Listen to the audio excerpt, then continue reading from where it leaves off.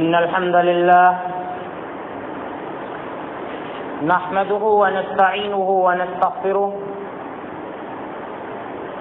ونعوذ بالله من شرور أنفسنا ومن سيئات أعمالنا من يهده الله فلا مضل له ومن يضلل فلا هادي له وأشهد أن لا إله إلا الله وحده لا شريك له وأشهد أن محمدا عبده ورسوله أما بعد فإن خير الحديث كتاب الله وخير الهدي هدي محمد صلى الله عليه وسلم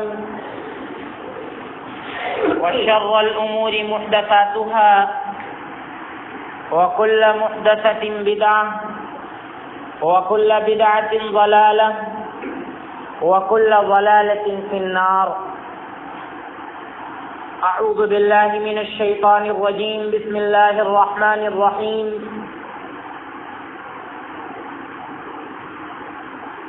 ومن يرتد منكم عن دينه فيمت وهو كافر فأولئك حبطت أعمالهم في الدنيا والآخرة وأولئك أصحاب النار هم فيها خالدون. وقال الله جل وعلا ولا تنكحوا المشركات حتى يؤمن ولأمة مؤمنة خير من مشركة ولو أعجبتكم ولا تنكحوا المشركين حتى يؤمنوا ولعبد مؤمن خير من مشرك ولو أعجبكم أولئك يدعون إلى النار والله يدعو إلى الجنة والمغفرة بإذنه ويبين آياته للناس لعلهم يتذكرون.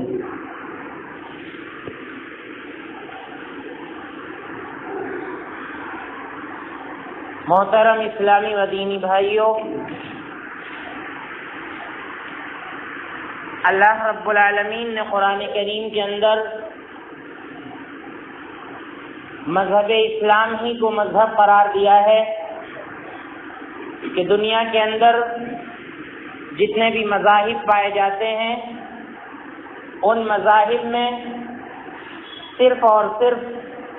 اسلام ہی ایک ایسا مذہب ہے جو حقیقت میں مذہب کی حیثیت رکھتا ہے، اور اللہ رب العالمین کے یہاں اسی مذہب کے ماننے والے سرخرو اور کامیاب ہوں گے۔ اللہ تعالیٰ قرآن کریم کے اندر فرماتا ہے کہ ان الدین عند اللہ الاسلام، کہ بے شک اللہ تعالیٰ کے نزدیک دین تو صرف اور صرف اسلام ہی ہے، اور اللہ نے فرمایا کہ وَمَن يَبْتَغِ غَيْرَ الْإِسْلَامِ دِينًا فَلَن يُقْبَلَ مِنْهُ، کہ دنیا کے اندر اگر کوئی انسان مذہب اسلام کو چھوڑ کر کسی اور مذہب کو تلاش کرتا ہے، اس کے پیچھے چلتا ہے، فَلَن يُقْبَلَ مِنْهُ، تو ایسے شخص سے وہ مذہب ہرگز قبول نہیں کیا جائے گا۔ اسی لیے اسلام کے آنے کے بعد اللہ تعالیٰ نے گزشتہ تمام شریعتوں کو منسوخ کر دیا، یعنی اسی شریعت پر عمل کر کے انسان دنیا کے اندر سرخرو ہو سکتا ہے۔ حضرت عمر بن خطاب رضی اللہ عنہ جب تورات کا ایک نسخہ پڑھ رہے تھے، ان کو تورات کے مضامین پسند آ رہے تھے، تورات کے مضامین اچھے لگ رہے تھے۔ اللہ کے رسول صلی اللہ علیہ وسلم کا چہرہ اس موقع پر بالکل سرخ ہو گیا تھا۔ آخرکار ابو بکر صدیق رضی اللہ عنہ کو یہ کہنا پڑا کہ اے عمر، کیا تم اللہ کے نبی صلی اللہ علیہ وسلم کے چہرے کو نہیں دیکھتے ہو کہ آپ کا چہرہ بالکل سرخ ہو گیا ہے؟ تو اس وقت اللہ کے رسول صلی اللہ علیہ وسلم نے فرمایا تھا کہ لو کان موسیٰ حیا ما وسعہ الا اتباعی، اگر موسیٰ علیہ السلام بھی اس وقت زندہ ہو کر آ جائیں تو وہ صرف اور صرف میری پیروی کریں گے، میرے دین پر چلیں گے، اپنے دین پر چل کر وہ بھی کامیاب نہیں ہو سکتے، جو دستور، جو شریعت اللہ تعالیٰ نے مجھے عطا کیا ہے، اسی دستور اور اسی شریعت پر موسیٰ علیہ السلام بھی عمل کریں گے۔ تو اس وقت عمر بن خطاب رضی اللہ عنہ نے کہا تھا کہ رضیت باللہ ربا وبالاسلام دینا اور وبمحمد الرسولا، کہ میں اسلام کو دین مان کر راضی ہوں، خوش ہوں، میں اللہ کو اپنا رب مان کر راضی ہوں، اور میں نبی صلی اللہ علیہ وسلم کو اپنا نبی اور رسول مان کر خوش ہوں۔ تو اس حدیث اور اس واقعے سے بھی پتہ چلا کہ اللہ رب العالمین کے یہاں جو قابل قبول دین ہے وہ صرف اور صرف مذہب اسلام ہے۔ اس کے علاوہ کوئی بھی دین اللہ رب العالمین دنیا والوں سے قبول نہیں کرے گا۔ اس مذہب کی اہمیت کو بھی اللہ تعالیٰ نے قرآن کریم کی کئی ایک آیات میں بیان کیا ہے۔ ایک آیت جو ہم نے آپ کے سامنے پچھلے خطبوں میں پیش کی تھی، اللہ رب العالمین قرآن کریم کے اندر فرماتا ہے کہ ان الذین کفروا وماتوا وهم کفار فلن يقبل من احدهم ملء الارض ذهبا ولو افتدى به، کہ جو لوگ کفر کی حالت میں اس دنیا سے مر کر چلے گئے،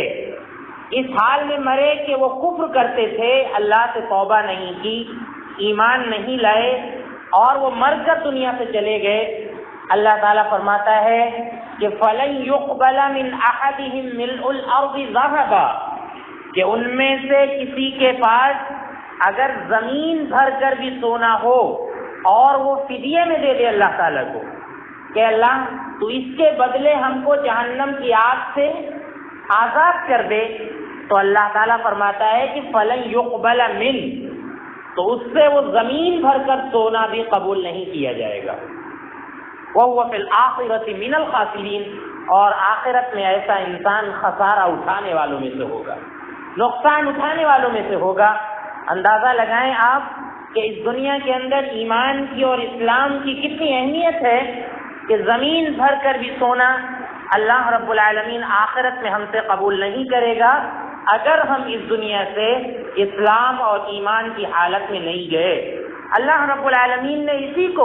اسی مضمون کو دوسری جگہ اس انداز میں بیان کیا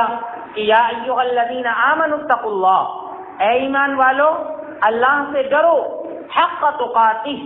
جس طرح سے اللہ تعالیٰ سے ڈرنے کا حق ہے اس طرح سے اللہ سے ڈرو، ورنہ اللہ سے ہر انسان اس دنیا کے اندر کسی نہ کسی طور پر تھوڑا بہت ڈرتا ہے، لیکن اللہ نے ایمان والوں کو یہ درس دیا کہ اللہ سے اس طرح سے ڈرو جس طرح سے ڈرنے کا حق ہے، اس طرح سے اللہ سے ڈرو۔ لہذا اللہ رب العالمین سے ہر وقت ڈرنے والا اور اللہ رب العالمین سے کما حقہ ڈرنے والا شریعت پر کھانے میں نمک کے برابر نہیں چلتا، بلکہ وہ ہر آن شریعت کی فکر کرتا ہے اور زندگی کے تمام معاملات میں اللہ رب العالمین کی شریعت پر عمل کرنے کی کوشش کرتا ہے۔ تو اللہ نے فرمایا کہ اے ایمان والوں اللہ سے اس طرح سے ڈرو جس طرح سے اللہ سے ڈرنے کا حق ہے، وَلَا تَمُوتُنَّ إِلَّا وَأَنْتُمْ مُسْلِمُونَ، اور جب تم کو موت آئے تم ہرگز نہ مرو، إِلَّا وَأَنْتُمْ مُسْلِمُونَ، مگر یہ کہ تم مسلمان ہو، یعنی مرتے وقت تم کو مسلمان ہونا ضروری ہے، اسلام کی حالت میں تمہاری موت آنی چاہیے۔ تو یہ اتنا قیمتی مذہب ہے، اللہ رب العالمین نے کہا کہ تم کو جب موت آئے تو تم اسلام اور ایمان کی حالت میں مرو۔ یہ مذہب اتنا قیمتی اور اتنا اہم ہے کہ ہمارے اس ملک میں کتنے ایسے لوگ ہیں جو غیر مسلموں سے مسلمان ہوئے، کتنے ایسے لوگ ہیں، بلکہ اکثریت ایسے لوگوں کی ہے جو غیر مسلموں سے مسلمان ہوئی ہے۔ آپ دیکھیے انہوں نے مذہب کو اپنا کر، مذہب کو اختیار کر کے، اسلامی تہذیب و ثقافت پر عمل کر کے ان لوگوں سے کہیں زیادہ آگے بڑھ گئے ہیں جو اپنے آپ کو یہ کہتے ہیں کہ ہم تو سادات میں سے ہیں اور ہم اصل عرب سے آئے ہوئے مسلمان، ان سے کہیں آگے وہ لوگ بڑھ گئے ہیں جو غیر مسلموں سے مسلمان ہو کر اس دنیا ہمارے ملک کے اندر رہ رہے ہیں۔ اسی کو اللہ کے نبی صلی اللہ علیہ وسلم نے بیان کیا ہے کہ من بطأ بہ عملہ لم یسرع بہ نسبہ، کہ جس کے عمل انسان کو پیچھے کر دیں اس کا خاندان اس کو آگے نہیں بڑھا سکتا، اس کا حسب و نسب اس کو آگے نہیں بڑھا سکتا۔ اگر ہمارے عمل اچھے ہیں تب ہم سمجھ لیں کہ ہم جو ہے آگے بڑھ سکتے ہیں، اگر ہمارے اعمال اچھے نہیں ہیں تو ہاں ہم کتنے بھی اعلیٰ خاندان کے ہوں، اللہ رب العزت ہم کو آگے نہیں بڑھا سکتا۔ اسی کو شاعر نے کہا ہے کہ باپ کا علم نہ بیٹے کو اگر ازبر ہو، پھر پسر قابل میراث پدر کیوں کر ہو، کہ اگر باپ کا علم بیٹا نہ لے پائے، اپنے پوروجوں کا علم جس پر وہ عمل کرتے تھے بعد کے لوگ نہ اختیار کر پائیں تو پھر وہ نہ کہیں کہ ہم فلاں کی اولاد ہیں اور ہم فلاں کے وارث ہیں، ہمارے باپ دادا فلاں فلاں تھے، وہ یہ کہتا نہ پھرے اگر انسان کے خود کے عمل اچھے نہیں ہیں۔ لہذا ان ساری باتوں سے پتہ چلتا ہے کہ مذہب اسلام کی بڑی اہمیت ہے، اور اللہ رب العالمین نے قرآن کریم کے اندر اس مضمون کو بھی بیان کیا ہے کہ اگر مذہب اسلام پر عمل کرنے کے بعد، یعنی اسلام لانے کے بعد اگر کوئی اس مذہب سے پھر جاتا ہے، اللہ رب العالمین نے اس مضمون کو ذکر کیا ہے اس انداز میں کہ وَمَن يَرْتَدِدْ مِنْكُمْ عَنْ دِينِهِ فَيَمُتْ وَهُوَ كَافِرٌ فَأُولَئِكَ حَبِطَتْ أَعْمَالُهُم فِي الدُّنْيَا وَالْآخِرَةِ، کہ جو دین سے پھر گئے یعنی مرتد ہو گئے اور وہ مر گئے اس حال میں کہ وہ کافر تھے، یعنی مرتد ہونے کے بعد اسلام سے نکلنے کے بعد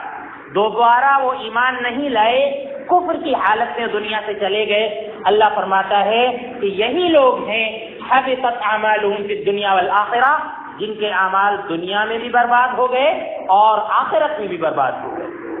ایسے ہی لوگ ہیں۔ تو اسلام سے اگر کوئی پھر جائے، مرتد ہو جائے، تو ہماری شریعت نے اس کی یہ سزا رکھی ہے، ایک تو یہ کہ آپ ایمان نہ لائیں، کوئی زور زبردستی نہیں ہے آپ پر، کیونکہ ہماری شریعت کا دو ٹوک فیصلہ ہے کہ لا اکراہ فی الدین قد تبین الرشد من الغی، کہ دین کے اندر زور زبردستی نہیں ہے، کسی کو تلوار کی نوک پر یا کسی کو زبردستی پکڑ کے ہم اسلام کا کلمہ نہیں پڑھا سکتے ہیں، یہ انسان کی اپنی مرضی پر موقوف ہے، اپنی خوشی پر موقوف ہے، باقی دعوت دینا ہمارا کام ہے، دعوت دینا ہمارا کام ہے کہ ہم اپنے مذہب کی دعوت لوگوں کو دیں، مذہب کی حقانیت لوگوں سے بیان کریں، لیکن زبردستی یہ مذہب کسی کو نہیں مونڈا جا سکتا، یا تلوار کی نوک پر کسی کو مسلمان نہیں بنایا جا سکتا۔ اللہ تعالیٰ فرماتا ہے کہ لا اکراہ فی الدین، کہ دین کے اندر کوئی زور زبردستی نہیں ہے، قد تبین الرشد من الغی، ہدایت بالکل واضح ہو چکی ہے اور گمراہی بالکل چھٹ چکی ہے ہدایت سے، بالکل دونوں چیزیں واضح ہیں، لہذا جو چاہتا ہے وہ ہدایت کے راستے پر چلے اور جو چاہتا ہے وہ گمراہی کے راستے پر چلے، زور زبردستی نہیں ہے۔ لیکن ہاں یہ سزا ہماری شریعت نے رکھی ہے کہ اگر کوئی مذہب اسلام کو اپنانے کے بعد، یعنی مسلمان ہونے کے بعد اسلام سے پھر جاتا ہے، تو ہماری شریعت نے یہ سزا رکھی ہے کہ اس کو اب دوبارہ دنیا کے اندر زندہ رہنے کا کوئی حق نہیں ہے، بلکہ اس کی گردن اڑا دینی چاہیے، اس کو دنیا کے اندر دوبارہ زندہ رہنے کا کوئی حق نہیں ہے۔ یہ مرتد کی سزا ہے اور اسلام سے پھرنے والی کی سزا ہے۔ اس سے بھی اندازہ لگا سکتے ہیں کہ اسلام کی کتنی اہمیت ہے، اور جو لوگ دین سے پھر جاتے ہیں، مرتد ہو جاتے ہیں، ان کی کتنی مذمت اللہ رب العالمین نے قرآن کریم کے اندر بیان کی ہے۔ اللہ رب العزت دوسری جگہ پر اس کو بیان کرتا ہے کہ جو لوگ اسلام سے پھر گئے، اپنے دین سے پھر گئے، تو ایسے لوگوں نے اپنا نقصان کیا۔ اللہ رب العالمین فرماتا ہے کہ فَسَوْفَ يَأْتِ اللَّهُ بِقَوْمٍ يُحِبُّونَهُ فَسَوْفَ يَأْتِ اللَّهُ بِقَوْمٍ يُحِبُّهُمْ وَيُحِبُّونَهُ أَذِلَّةٍ عَلَى الْمُؤْمِنِينَ أَعِزَّةٍ عَلَى الْكَافِرِينَ۔ اللہ تعالیٰ فرماتا ہے کہ جو لوگ اپنے دین سے پھر گئے، اپنے دین سے نکل گئے، یا مسلمان ہونے کے بعد دوبارہ انہوں نے کلمہ کفر کہا اور وہ کافر ہو گئے، اللہ تعالیٰ فرماتا ہے کہ ان قریب اللہ تعالیٰ ان کے بدلے ایسی قوم دنیا کے اندر لائے گا جن کو اللہ تعالیٰ پسند کرے گا اور وہ اللہ تعالیٰ سے محبت کریں گے۔ اذلۃ علی المؤمنین اعزۃ علی الکافرین، یہ لوگ کافروں پر سخت ہوں گے اور مومنوں کے لیے بڑے نرم دل ہوں گے. یجاہدون فی سبیل اللہ، یہ لوگ اللہ کے راستے میں جہاد کریں گے، کوشش کریں گے. ولا یخافون لومۃ لائم، اور کسی بھی ملامت کرنے والے کی ملامت سے نہیں ڈریں گے. کوئی ان کو برا بھلا کہے حق پر عمل کرنے کی وجہ سے یا اللہ کے راستے میں جہاد کرنے کی وجہ سے ان کو کوئی برا بھلا کہے، کچھ بھی کہے، یہ اس بات کی فکر نہیں کریں گے. یہ ایک اللہ کی دعوت دیں گے، مذہب اسلام پر عمل کریں گے، اللہ سے محبت کریں گے، مومنوں کے لیے نرم ہوں گے اور کافروں کے لیے سخت ہوں گے. اللہ رب العالمین نے یہاں پر اس کو بیان کیا ہے. لہذا ان آیات سے یہ بات آشکارا ہو گئی کہ مذہب اسلام کی بڑی اہمیت ہے. بالخصوص وہ آیت جو ہم نے آپ کے سامنے پڑھی کہ زمین بھر کر بھی سونا اگر اس مذہب کے بدلے انسان آخرت میں اللہ کو دینا چاہے اور یہ چاہے کہ ہم جو ہے جہنم کے عذاب سے آزاد ہو جائیں، اللہ تعالی ہم کو جہنم کے عذاب سے نجات دلا دے، تو اللہ رب العالمین نجات نہیں دے گا. اس سے اندازہ ہو سکتا ہے. تو میرے بھائیوں، یہ اللہ رب العالمین کی بہت بڑی نعمت ہے کہ اللہ تعالیٰ نے ہم کو مسلمان بنایا ہے. مذہب اسلام اللہ رب العالمین نے ہم کو عطا کیا ہے، یہ اللہ رب العالمین کی بہت بڑی نعمت ہے. ورنہ دنیا کے اندر جو دیومالائی قومیں ہیں اور جو غیر مسلم قومیں ہیں، ہم اندازہ لگا سکتے ہیں ان کے معبودوں کے بطلان کا کہ کتنے کمزور ہیں ان کے معبود اور کتنے کمزور ہیں وہ لوگ جن کی وہ لوگ عبادت کر رہے ہیں کہ ان کے معبود نے ان کو بنایا اور انہوں نے اپنے معبود کو بنا لیا، ان کی عبادت کی، ان کی پوجا کی. آخر ایسے معبود کس کام کے ہیں؟ اللہ نے جن معبود کی حقیقت کو بیان کرتے ہوئے کہا کہ اگر ایک مکھی بھی ان سے کوئی چیز لے کر چلی جائے تو یہ اس بات کی طاقت نہیں رکھتے ہیں کہ یہ مکھی سے وہ چیز لے کر آ جائیں. اللہ نے فرمایا کہ ضعف الطالب والمطلوب، مانگنے والا بھی کمزور ہے، جس سے مانگا جا رہا ہے وہ بھی کمزور ہے. اسی حقیقت کو اللہ کے نبی صلی اللہ علیہ وسلم نے بیان کیا کہ اللہ تعالیٰ کہتا ہے کہ بنی آدم اگر آسمان و زمین کے برابر بھی ہمارے پاس گناہ لے کر آئے گا تو میں اس بات پر قادر ہوں اور میرا یہ حق ہے کہ میں اس کو معاف کر دوں. لیکن وہ اگر مجھ سے اس حال میں ملے گا کہ وہ غیر مسلم تھا اور میرے ساتھ کسی اور کو شریک کرتا تھا، ترکتہ و شرکہ، تو میں اس کو بھی چھوڑ دوں گا اور اس کے شرک کو بھی چھوڑ دوں گا کہ جا تو جس کی عبادت کرتا تھا، جس کی پوجا کرتا تھا، اسی سے جا کر تو مدد مانگ اور اسی سے جا کر تو جنت کا سوال کر، میں آج تجھ کو کچھ بھی نہیں عطا کروں گا. تو یہ اہمیت ہے مذہب اسلام کی. تو ان آیات سے اور ان احادیث سے ہمیں مذہب اسلام کا بخوبی اندازہ ہو گیا ہوگا. لہذا میرے بھائیوں، ہم مسلمان ہیں، لہذا کہیں بھی اگر اسلام کے خلاف کوئی فتنہ اٹھتا ہے یا مسلمان کوئی پریشانی میں مبتلا ہوتا ہے، لہذا اس کی ٹیس اور اس کی قلق ہمارے دل میں محسوس ہونی چاہیے. جیسا کہ اللہ کے نبی صلی اللہ علیہ وسلم نے فرمایا کہ المؤمن للمؤمن کالبنیان یشد بعضہ بعضا، کہ ایک مسلمان دوسری مسلمان کے لیے ایک عمارت کی طرح ہوتا ہے. جس طرح سے ایک عمارت کی ہر ایک اینٹ ایک دوسرے کو مضبوطی دیتی ہے، اسی طرح سے مسلمان کی وجہ سے دوسرا مسلمان مضبوط ہوتا ہے. لہذا دنیا کے اندر کہیں بھی کوئی فتنہ اسلام کے خلاف پنپ رہا ہو، لہذا اس کی ہمیں جو ہے فکر ہونی چاہیے اور اس کی سرکوبی کی ہمیں فکر ہونی چاہیے. آج دنیا کے اندر فتنہ ارتداد بہت کثرت سے پنپ رہا ہے. ارتداد کا فتنہ یعنی مسلمان کثرت سے غیر مسلم ہو رہے ہیں، اور بالخصوص بنت حوا جن کو ہم صنف نازک کہتے ہیں، ہماری مائیں اور بہنیں، ان کے بارے میں کثرت سے یہ سننے میں آ رہا ہے کہ وہ غیر مسلم کا نوالا بن رہی ہیں اور ان کے ساتھ شادیاں کر رہی ہیں، ان کے ساتھ بھاگ رہی ہیں. تو آخر اس کے اسباب کیا ہیں؟ ایسا کیوں ہو رہا ہے؟ یہ ہم کو غور کرنے کی ضرورت ہے. ایک تو یہ باضابطہ منظم سازش ہے کہ جتنا زیادہ ہو سکے مسلمانوں کو غیر مسلم بناؤ اور ان کی بیٹیوں سے شادی کر کے ان کو کہیں کا نہ چھوڑو. یہ باضابطہ منظم سازش ہے. وہیں ہم مسلمانوں کی کیا ذمہ داری عائد ہوتی ہے؟ لہذا ان اسباب پر بھی ہمیں غور کرنا یہ واجب اور ضروری ہے. آپ دیکھیے، ہم نے قرآن کریم کی آیت پڑھی سورۃ البقرہ کی. اللہ رب العالمین فرماتا ہے کہ وَلَا تُنكِحُوا الْمُشْرِكَاتِ حَتَّى يُؤْمِنْ، کہ تم مشرکہ عورتوں سے شادی نہ کرو، اپنے بچوں کی شادی مشرک لڑکیوں سے نہ کرو، حتی یؤمن، یہاں تک کہ وہ مسلمان ہو جائیں، مومن ہو جائیں، ان سے شادی نہ کرو۔ اللہ نے فرمایا کہ وَلَأَمَةٌ مُؤْمِنَةٌ خَيْرٌ مِّن مُّشْرِكَةٍ وَلَوْ أَعْجَبَتْكُمْ، کہ ایک غلام عورت جو اللہ تعالیٰ پر ایمان رکھتی ہے وہ مشرک آزاد عورت سے کہیں زیادہ بہتر ہے۔ وَلَوْ أَعْجَبَتْكُمْ، اگرچہ وہ مشرک عورت آپ کو کتنی ہی اچھی کیوں نہ لگ رہی ہو، لیکن اگر وہ مسلمان ہے،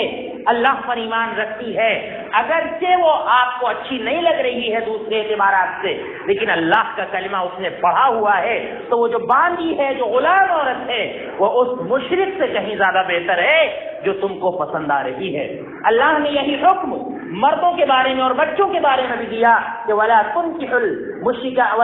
الْمُشْرِكِينَ حَتَّى يُؤْمِنُوا، کہ جو مشرک لڑکے ہیں، جو مشرک مرد ہیں، ان سے تم اپنی بیٹیوں کی شادی نہ کرو، حَتَّى يُؤْمِنُوا، یہاں تک کہ وہ ایمان لے آئیں۔ وَلَعَبْدٌ مُؤْمِنٌ خَيْرٌ مِّن مُشْرِكٍ وَلَوْ أَعْجَبَكُمْ، کہ ایک غلام بندہ، ایک غلام ایک مشرک مرد سے، ایک مشرک لڑکے سے کہیں زیادہ بہتر ہے۔ وَلَوْ أَعْجَبَكُمْ، اگرچہ وہ تم کو پسند آ رہا ہو، اگرچہ وہ تم کو پسند آ رہا ہو، لیکن اگر وہ ایمان والا ہے تو وہ اس مشرک لڑکے سے، مشرک مرد سے کہیں زیادہ بہتر ہے۔ اللہ تعالیٰ فرماتا ہے، اور موجودہ تناظر میں اس کو سمجھا جا سکتا ہے، اللہ تعالیٰ کہتا ہے کہ وَلَا تُنكِحُوا الْمُشْرِكِينَ حَتَّى يُؤْمِنُوا وَلَعَبْدٌ مُؤْمِنٌ خَيْرٌ مِّن مُشْرِكٍ وَلَوْ أَعْجَبَكُمْ أُولَٰئِكَ يَدْعُونَ إِلَى النَّارِ، یہ سب مل کر تم کو جہنم کی طرف بلا رہے ہیں۔ کتنی اہم بات ہے، یہ سب مل کر تم کو جہنم کی طرف بلا رہے ہیں، یعنی ایک منظم سازش کی تحت نکاح کر کے مشرک مرد اور مشرک عورتوں سے نکاح کر کے یہ تم کو جہنم کی طرف بلا رہے ہیں۔ واللہ یدعو الی الجنۃ والمغفرۃ باذنہ، اور اللہ تعالیٰ تم کو اپنی جنت کی طرف بلا رہا ہے۔ اللہ تعالیٰ کہہ رہا ہے کہ ان سے شادی نہ کرو، تم مومن مرد سے شادی کرو، اللہ رب العزت تم کو کامیابی عطا کرے گا، اور اللہ رب العزت تم کو جنت عطا کرے گا، اور اللہ رب العزت تم کو اپنی مغفرت کی طرف بلاتا ہے۔ اور یہ لوگ جو ہیں اس طرح سے نکاح کر کے، اس طرح سے شادی کر کے تم کو جہنم کی دعوت دے رہے ہیں، تم کو جہنم کی طرف بلا رہے ہیں۔ لہذا اس سلسلے میں ہم کو محتاط ہونا چاہیے کہ ہم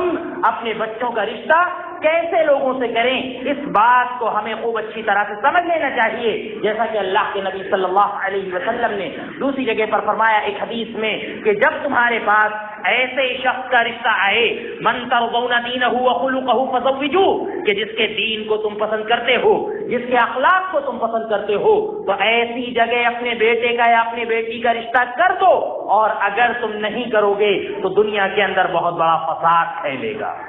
دنیا کے اندر بہت بڑا فساد پھیلے گا۔ اسی لیے آپ دیکھیے اللہ کے نبی صلی اللہ علیہ وسلم کی سب سے زیادہ پیاری اور چہیتی بیٹی جو کہ فاطمہ رضی اللہ عنہا تھی، اللہ کے نبی صلی اللہ علیہ وسلم کو بہت اچھا رشتہ مل سکتا تھا اور آپ کو کوئی امیر زادہ مل سکتا تھا، لیکن اللہ کے نبی صلی اللہ علیہ وسلم نے اپنی بیٹی فاطمہ کا نکاح بہت ہی غریب اپنے چچا زاد بھائی جن کی کفالت خود اللہ کے نبی صلی اللہ علیہ وسلم کرتے تھے، یعنی حضرت علی رضی اللہ عنہ سے اللہ کے نبی صلی اللہ علیہ وسلم نے اپنی سب سے چہیتی بیٹی فاطمہ رضی اللہ عنہا کا نکاح کیا، کیونکہ آپ صلی اللہ علیہ وسلم جانتے تھے کہ علی اگرچہ غریب ہیں لیکن خاندانی اعتبار سے بہت اچھے ہیں، علی اگرچہ غریب ہیں لیکن ان کو ہم نے شروع سے دیکھا ہے، ان کا مزاج بہت اچھا ہے، ان کا مزاج دینی ہے، آپ صلی اللہ علیہ وسلم نے بہت بڑا سمجھوتا کیا اور ان کے ساتھ شادی کر دی۔ نوبت یہاں تک پہنچ گئی کہ علی رضی اللہ عنہ سے اللہ کے نبی صلی اللہ علیہ وسلم نے جب فاطمہ رضی اللہ عنہ کی شادی کی تھی تو اس وقت علی رضی اللہ عنہ کے پاس اتنی دولت یا اتنا سامان نہیں تھا کہ اپنا گھر وہ بسا سکتے، لہذا خود اللہ کے نبی صلی اللہ علیہ وسلم نے چکی، گدا اور اسی طرح سے تکیا اور کچھ سامان اللہ کے نبی صلی اللہ علیہ وسلم نے علی رضی اللہ عنہ کو دیا کہ ان کا گھر بس سکے، ان کا گھر بس سکے۔ یہ عالم تھا اللہ کے نبی صلی اللہ علیہ وسلم کی بیٹی کے نکاح کا. اور فاطمہ رضی اللہ عنہا نے جب نبی صلی اللہ علیہ وسلم سے کہا تھا کہ ابا جان اگر کوئی خادم آپ کے پاس آ جائے تو آپ مجھ کو دے دیجئے گا. مشق دھوتے دھوتے کمر دکھنے لگی ہے, چکی چلاتے چلاتے ہاتھ دکھنے لگا ہے, تو اللہ کے نبی صلی اللہ علیہ وسلم نے کہا تھا کہ بیٹی ابھی دنیا کے اندر کچھ ایسے لوگ ہیں جو نوکر اور خادم کے تم سے زیادہ مستحق ہیں. میں تم کو ایک تسبیح بتلاتا ہوں, اگر تم اس تسبیح کو پڑھ لو گی تو وہ تسبیح تمہارے لیے نوکر اور خادم سے زیادہ بہتر ہوگی. تو یہ تربیت اللہ کے نبی صلی اللہ علیہ وسلم نے فاطمہ رضی اللہ عنہا کی تھی. لہذا اسی انداز سے آج دنیا کے اندر ہمیں بھی اس بات پر غور کرنا چاہیے کہ فتنہ ارتداد جو پڑ رہا ہے تو اس کا جو پہلا سبب معلوم ہوا وہ یہ کہ شادی بیاہ میں بے اعتدالی. ایک تو یہ کہ بلا وجہ شادی میں تاخیر کرنا, بلا وجہ شادی میں تاخیر کرنا, اور اس کے بعد رشتے کی تلاش میں جو ہمارے یہاں بے اعتدالی پائی جا رہی ہے وہ اس سے کہیں زیادہ ہے. اسی لیے ایک بہت بڑا سبب یہ ہے فتنہ ارتداد کا کہ ہم اپنی بچیوں کی شادی صحیح وقت پر نہیں کرتے ہیں, اور اسی طرح سے رشتہ تلاش کرنے میں ہم جو ہے بے اعتدالی کے شکار ہیں. یہ ایک بہت بڑا سبب ہے فتنہ ارتداد کا. وہیں آپ دیکھ لیجئے شادی بیاہ میں بیجا تکلفات سے ہم اتنا زیادہ دب گئے ہیں, اور دنیا کے کمپٹیشن میں اور شادی بیاہ کے اخراجات میں ہم اتنا زیادہ دب چکے ہیں کہ ہم آسانی سے اپنی بیٹی کو ہم رخصت نہیں کر سکتے ہیں. اس لیے میرے بھائیوں اللہ کے نبی صلی اللہ علیہ وسلم کے نمونے کو اختیار کریں, اور جو کچھ ہمارے پاس سوکھا سوکھا ہے اس کو ہم کھلا پلا کر اپنی بیٹیوں کی شادی ہم صحیح وقت پر کریں. اللہ کے نبی صلی اللہ علیہ وسلم کی زندگی اس سلسلے میں ہمارے لیے بہترین نمونہ ہے. اور پھر اگر ہم بیجا تکلفات میں ایک دوسرے سے آگے بڑھنا چاہتے ہیں تو میرے بھائیوں ہم ایک دوسرے کی برابری نہیں کر سکتے ہیں, کیونکہ دنیا کے اندر اتنی اعلیٰ قسم کی شادیاں ہو رہی ہیں, ایک غریب انسان ان کی برابری نہیں کر سکتا ہے. لہذا ان کے پیچھے نہ پڑیں, اور ہم اللہ کے نبی صلی اللہ علیہ وسلم کی سیرت کو اختیار کرتے ہوئے ہم جو ہے اپنی بچیوں کی شادی صحیح وقت پر کریں. یہ ایک بہت بڑا سبب ہے کہ جو لڑکیاں بے راہ روی کا شکار ہو رہی ہیں. اسی طرح سے آپ دیکھیے بچیوں کے بے راہ روی ہونے بے راہ روی کا جو شکار ہے اس کا ایک بہت بڑا سبب یہ ہے کہ غیب پر ایمان کی کمزوری. غیب پر ایمان کی کمزوری. اللہ رب العالمین نے فرمایا کہ یا ایھا الذین آمنوا قوا انفسکم واہلیکم نارا وقودھا الناس والحجارہ. اللہ نے بڑی زبردست آگ کا حوالہ دیا, اور نبی صلی اللہ علیہ وسلم نے اسی موضوع کو بیان کیا ہے کہ دنیا کی آگ کو 69 درجہ ٹھنڈا کیا گیا ہے. تب اس کا یہ عالم ہے کہ یہ پورے کے پورے جنگل کو نیست و نابود کر دیتی ہے, اور پورے کے پورے گھر کو تباہ و برباد کر دیتی ہے. انسان اس میں جل کر کوئلہ ہو جاتا ہے. اس آگ یعنی اس آگ کا اللہ نے حوالہ دیا ہے جو اس دنیا سے 69 درجہ زیادہ ہے, جس کی خصوصیت اللہ تعالیٰ بیان کرتا ہے کہ التی تطلع علی الافئدہ, جو آگ انسان کے دلوں تک پہنچے گی لیکن انسان کو موت نہیں آئے گی. دنیا کی آگ ہے کہ ایک محدود انداز میں انسان جب جل جاتا ہے تو وہ مر جاتا ہے, لیکن جہنم کی آگ کے بارے میں اللہ نے کہا کہ التی تطلع علی الافئدہ, یہ آگ انسان کے دل تک پہنچے گی, دل کو بھون دے گی, لیکن انسان کو موت نہیں آئے گی. اس آگ کا واسطہ دے کر اللہ نے کہا کہ یا ایھا الذین آمنوا قوا انفسکم, اے ایمان والو اپنے آپ کو اور اپنے گھر والوں کو اس آگ سے بچا لو کہ جس کا آگ وقودھا الناس والحجارہ, خود انسان اور پتھر ہوں گے. انسانوں سے اللہ تعالی جہنم کی آگ کو بھڑکائے گا, جہنم کی آگ کو دہکائے گا. یہی انسان اور یہ پتھر جہنم کی آگ کا ایندھن ہوں گے. اس آگ کا واسطہ دیا ہے اللہ رب العزت نے. لہذا والدین اور بچیوں کے جو سرپرست ہیں وہ اپنی بچیوں کی دینی تربیت کریں, اسلامی تربیت کریں, اور ان کے اندر اسلامی طور طریقے کو بچپن ہی سے داخل کرنے کی کوشش کریں. اور ملحدانہ افکار جو دنیا کے اندر عام ہو رہے ہیں کسی بھی ذریعے سے, لہذا ان افکار سے اپنی بچیوں کی توبہ کرائیں, اور دیکھیں کہ ہماری ہماری بچیاں دن بھر میں کیا کر رہی ہیں، کہاں جا رہی ہیں، اور وہ جو پڑھنے کے لیے باہر نکل رہی ہیں وہ آخر کس سے آشنائی کر رہی ہیں اور ان کے باہر کے معاملات کیسے ہیں، ان سب باتوں پر دھیان دینا بہت زیادہ ضروری ہے۔ اور بھی اس موضوع سے متعلق بہت سی باتیں ہیں، انشاءاللہ یہ مضمون جاری رہے گا آئندہ خطبے میں اگر زندگی رہی تو انشاءاللہ اور بھی جو ارتداد کے اسباب ہیں اور مسلم لڑکیوں کے جو بھٹکنے کے اسباب ہیں انشاءاللہ ان کا ذکر آئے گا۔ اللہ رب العزت ہمیں ان باتوں کو سمجھنے کی اور ان پر عمل کرنے کی توفیق عطا فرمائے۔ اللہ تعالی ہمیں اپنے گھر کی اور اپنے بال بچوں کی اسلامی اور دینی تربیت صحیح ڈھنگ سے کرنے کی توفیق عطا فرمائے۔ اللہ رب العزت ہمیں شریعت پر عمل کرنے کی توفیق عطا فرمائے۔ اللہ رب العزت ہمیں غیب پر پختہ ایمان رکھنے کی توفیق عطا فرمائے۔ اے اللہ ہم میں جو بیمار ہیں انہیں شفائے کاملہ عاجلہ عطا فرما۔ اے اللہ جن بھائیوں نے دعا کی گزارش کی ہے اے اللہ ان کی تمام جائز تمناؤں کو قبول فرما۔ اے اللہ اگر وہ بیمار ہیں تو انہیں شفائے کاملہ عاجلہ عطا فرما۔ اے اللہ جو بھائی اس دنیا سے جا چکے ہیں اے اللہ ان کی مغفرت فرما اور جنت میں اعلیٰ مقام عطا فرما۔